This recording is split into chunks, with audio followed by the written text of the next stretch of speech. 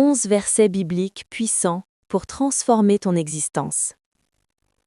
Avant de commencer, prends un instant pour respirer profondément.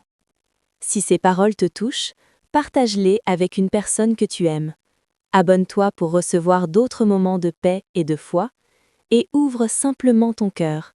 Dieu parle souvent dans le calme et la douceur. Installe-toi confortablement, lis lentement, laisse chaque parole descendre en toi. Ces versets ne sont pas de simples mots, ils portent une vie capable de renouveler ta vie.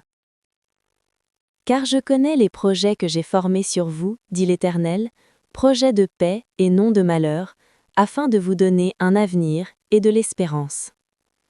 Ces paroles rappellent que ta vie est connue de Dieu, même dans ces zones floues. Quand tout semble incertain, Dieu affirme qu'il a déjà pensé à ton avenir. Ce verset invite à lâcher la peur du lendemain et à choisir l'espérance, même au milieu de l'attente. Je puis tout par celui qui me fortifie. Ce verset ne parle pas d'orgueil, mais de dépendance. Il rappelle que ta force ne vient pas de toi seul, mais de Christ qui t'habite. Même fatigué, même découragé, tu peux avancer, pas à pas, porté par une force plus grande que la tienne. Le malheur atteint souvent le juste, mais l'Éternel l'en délivre toujours. La foi n'empêche pas les tempêtes, mais elle garantit la délivrance. Ce verset console les cœurs blessés, la souffrance n'a pas le dernier mot. Dieu voit, Dieu entend, et Dieu agit, parfois plus lentement qu'on le voudrait, mais toujours fidèlement. Ne crains rien, car je suis avec toi. Ne promène pas des regards inquiets, car je suis ton Dieu. Dieu ne te demande pas d'être courageux par toi-même, il te demande de regarder à lui plutôt qu'à la peur. Sa présence est une ancre quand tout vacille, une paix qui dépasse la logique humaine. Toute chose concourt au bien de ceux qui aiment Dieu. Même ce que tu ne comprends pas aujourd'hui peut devenir une bénédiction demain. Dieu sait transformer les échecs en leçons, les blessures en force, les détours en chemins utiles. Rien n'est perdu quand Dieu est impliqué. Je suis venu afin que les brebis aient la vie et qu'elles soient dans l'abondance. Jésus ne promet pas une vie sans difficulté, mais une vie pleine de sens.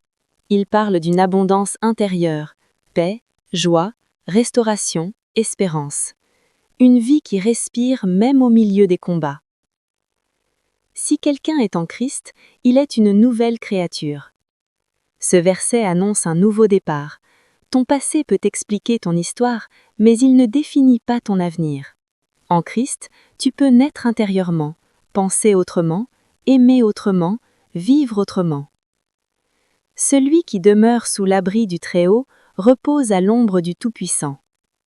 Il existe un lieu spirituel de sécurité. Ce verset invite à se rapprocher de Dieu, à demeurer en lui, à faire de sa présence une habitation. Là où le cœur se repose, même quand le monde est agité. Confie-toi en l'Éternel de tout ton cœur, et il aplanira tes sentiers. Faire confiance à Dieu, ce n'est pas tout comprendre, c'est accepter de marcher sans tout maîtriser. Quand tu lui confies tes décisions, il redresse ce qui est tordu et éclaire ce qui est obscur. Venez à moi, vous tous qui êtes fatigués et chargés, et je vous donnerai du repos. Dieu ne repousse pas les cœurs fatigués, il les appelle. Ce verset est une invitation à déposer les poids invisibles, stress, culpabilité, peur, tristesse, et à recevoir un repos qui touche l'âme. Ceux qui sèment avec larmes moissonneront avec chant d'allégresse. Les saisons douloureuses ne sont pas éternelles. Ce verset rappelle que Dieu voit chaque larme et promet une joie future. La persévérance dans la foi finit toujours par porter du fruit. Lis ces versets lentement, reviens-y souvent, murmure-les dans la prière. La parole de Dieu ne transforme pas seulement les situations, elle transforme l'intérieur, et l'intérieur finit par changer l'extérieur.